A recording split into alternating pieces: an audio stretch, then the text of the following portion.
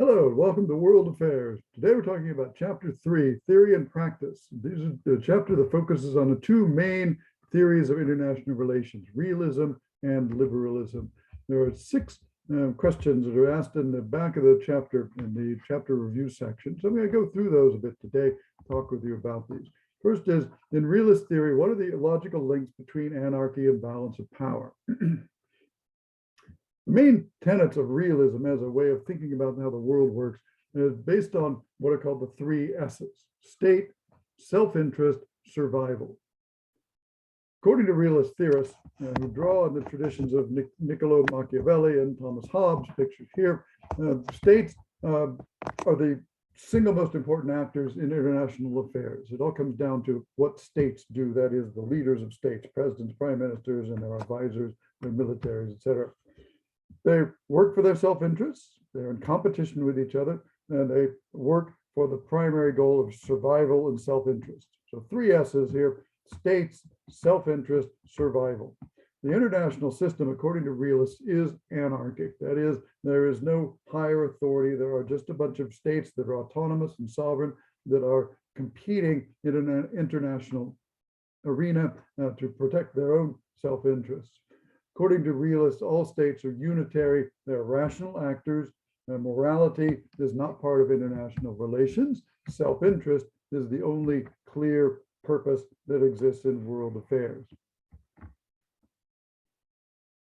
On the other hand, the realists would argue that the liberals, rather, liberal idealists would argue that realists have got it wrong, basically. The thing that separates realism and liberalism, I would argue, is that realists believe that human nature is fundamentally competitive and conflictual. Thomas Hobbes believed that humans were born with innate characteristics, and that those characteristics led to competition, violence, and danger. And so the role of states is to control those urges. Liberal idealists operate on the assumption that it's not about nature, that by nature humans are nothing. They are blank slates. Tabula rasa is the Latin term for that. The blank slate, that it is what humans learn. And if humans learn to compete, they will compete. If humans learn to cooperate, they will cooperate. And so the main difference, I would say, between realism and liberalism is the idea that realism is based on competition, liberalism is based upon cooperation.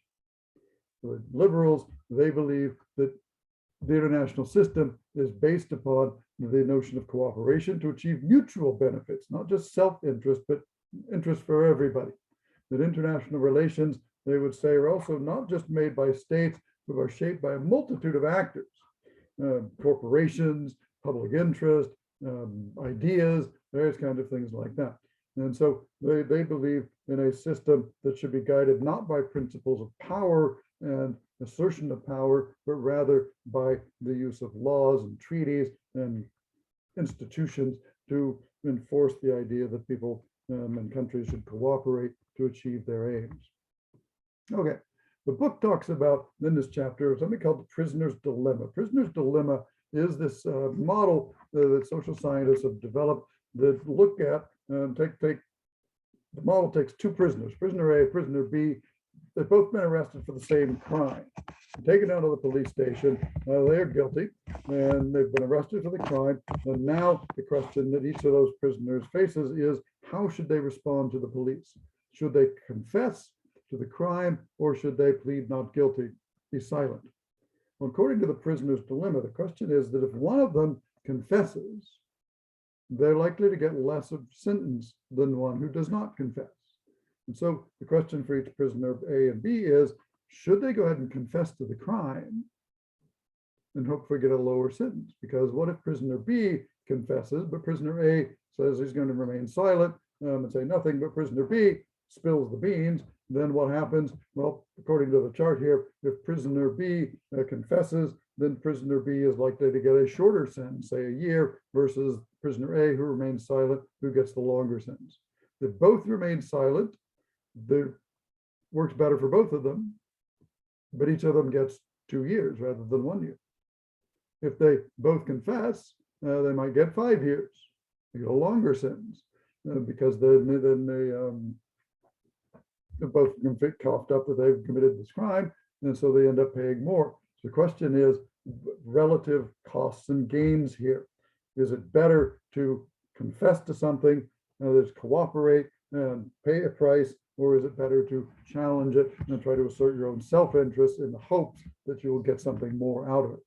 Okay, well, realism and liberalism as international relations theories are based on the assumption that policymakers are like these prisoners. That is, policymakers of two different states. Let's take the US and Russia here.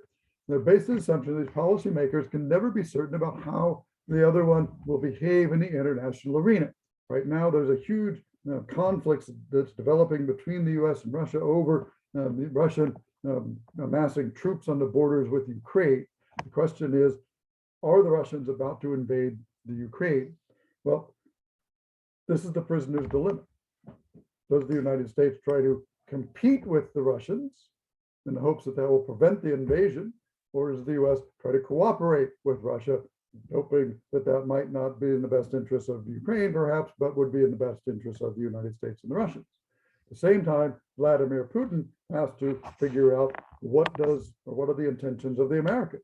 If he invades Ukraine, will the Americans carry through the threats of massive economic sanctions against Russia, which would hurt Russia, but wouldn't necessarily hurt the United States? So is the gain that he would get from invading Ukraine better than what the cost would be of getting sanctions? Possibly the US will simply not impose the sanctions, and so he could then invade the Ukraine and avoid the risk of the punishment of the sanctions. So in each of these cases, then, the realists and the liberals have these different perspectives on this. For realists, the notion is about ensuring their own interests through competition, assuming the worst of the other prisoner, that is, in this relationship. For liberals, the idea would be that cooperation is the best way to go. And so the question is then, for the realists, how do they know that competition isn't going to escalate the conflict? Threatening to use military force against the Russians, threatening sanctions, might actually provoke the Russians into doing something like a cyber attack on the US defense complex, trying to dismantle America's missile forces and those kind of things before it invades. Well, on the other hand, if the US chooses to try to cooperate and negotiate with the Russians over the Ukraine, maybe the US has to give up something that it doesn't want to allow the Russians to come out of this situation with their relative gains intact. Okay, fourth question there is, in the liberal paradigm, how does anarchy create incentives to cooperate? Right? If it's an anarchic system, as Thomas Hobbes said, that is basically a place where life is nasty, short, and brutish, then why would anybody want to cooperate with each other? Why wouldn't they be always preparing for war, as the realists seem to think? Keep in mind that realism and liberalism, the terms kind of imply somehow that realism is based in reality, whereas liberalism is based in ideology or wishful thinking, kind of a thing. Don't think of it that way. Think of it this way. Realism is based on the idea that conflict and cooperation are inevitable, and therefore the best thing a state can do is prepare and do its best possibilities for conflict in an international system. Liberalism is based on the idea that cooperation is the best policy, that you can never be prepared enough to defeat all enemies. And so the only way you can really survive and get what you want in an international system is through cooperation with other states that will minimize the costs of conflict and war and maximize the benefits of cooperation. So the liberal perspective, the book mentions in there in chapter 3 something called the democratic peace theory. And it talks about this in chapter 3. It talks about it again later on. You can look at pages 114 to 120 there to see some information about this. The democratic peace theory is a liberal perspective on why it is that it appears that since the 20th century, the democratic states don't go to war against each other. Their theory is that democracy is different than autocracy. The US being a democratic power is different from Russia being an autocratic power. Therefore, democratic states don't go to war against each other. Think about World War I, World War II, and the Cold War. World War I pitted the autocratic states of Germany against the democratic states of England and France. Now, England and France were allied with an autocratic state of Russia, but the main conflict was between the Germans and the British model in Europe, and therefore pitted this democratic and autocratic state against each other. World War II, similar kind of thing. Cold War, again, you have the democratic powers of the US, UK, France, the NATO countries against the Warsaw Pact countries of the Soviet Union and its allies in Eastern Europe, all of which were dominated by communist regimes, all of which were autocratic states.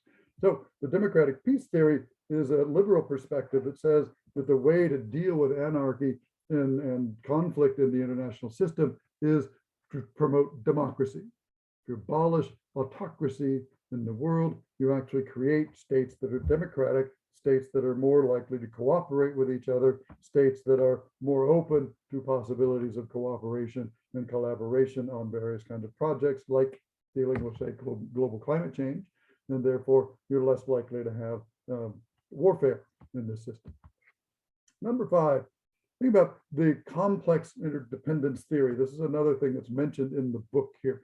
Now, complex interdependence theory is based on the idea that states are not the only actors in the international arena, and that there are lots of channels by which societies interact.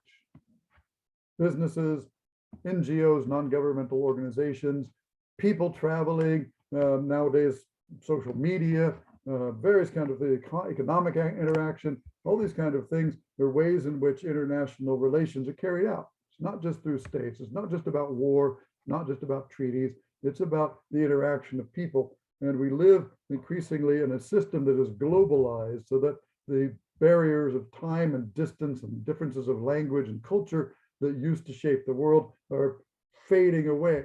You can now travel from US to Europe in a matter of hours by plane, in a matter of seconds by the internet. And so we're much more interconnected.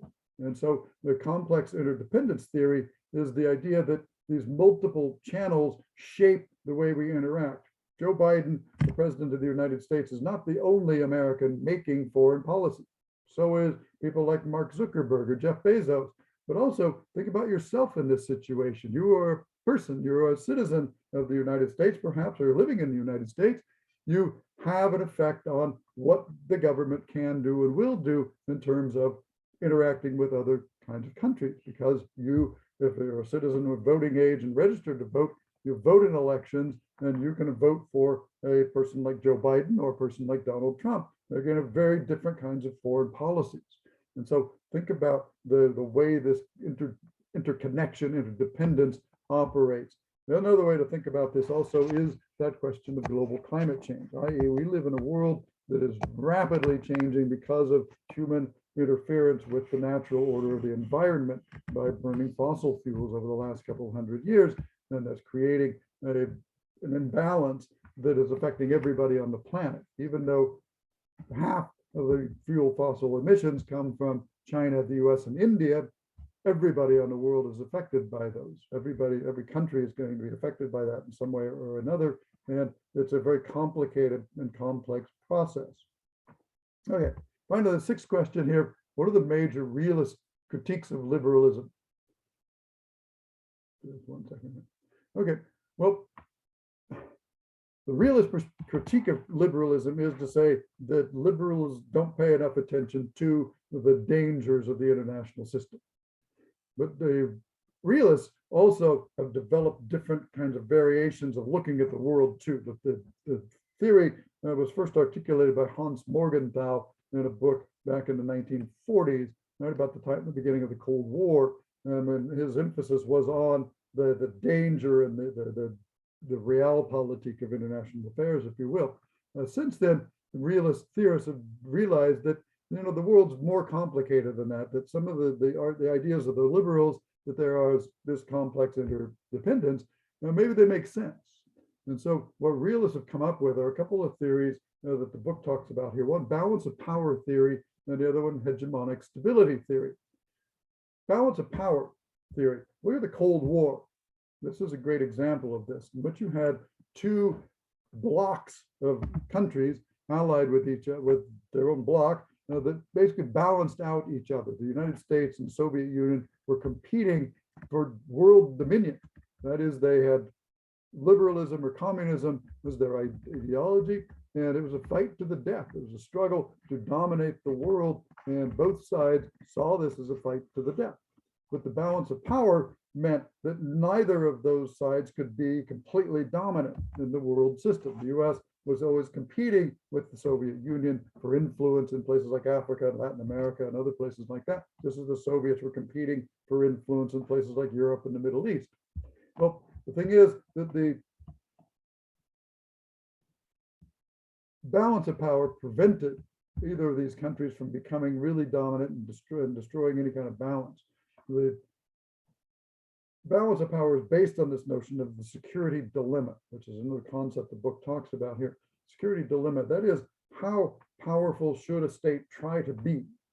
The United States developed nuclear weapons in 1945. The Soviets followed 1949. They had nuclear weapons. Then the question was, should the US spend more and more money on its military? If it does, wouldn't the Soviets spend more and more and more money on their military? And if the Soviets spend more and more money on their military, doesn't that basically eliminate the strength that the US would get by spending more on its military? And so the dilemma was, should the US actually spend more and more on its military or less and less on its military? Spending less would encourage the Soviets to spend less on their military. So there's always this kind of question about how secure one can be. The other theory that the realists have developed over time is this thing called the hegemonic stability theory, which is the notion that stability results from a situation of hegemony. That is, a situation in which one great power dominates all others. And that's the kind of situation you might see us as being in now, where the United States is really the one huge superpower. It spends more on its military and weaponry than the next 10 countries combined. It spends 5 times more than Russia, even more than that than China does. And so the United States has a massive military with dozens of aircraft carriers that travel around the world, with fleets of ships protecting them and projecting American power to every part of the planet. The Russians, the Chinese, nobody else has that kind of power. And so we've got a situation where, in fact, where the United States is a kind of hegemonic power. The US also accounts for about half of the world's total economy, in terms of gross domestic product of the entire planet. Well, in some sense, this provides some stability. And the Roman Empire is one example that you can look at to see a time when the Romans dominated Europe and the Mediterranean, and it was a period of some stability that lasted some 600 years or so. This meant then that there was this hierarchical relation. The hegemon of the Romans, the Americans, then have ordered the system in which states are organized hierarchically according to their relationship to the most powerful state. Those which are more powerful are higher up, those who are weaker are lower down in terms of which ones have to be considered or which ones have to be consulted, et cetera, et cetera, et cetera.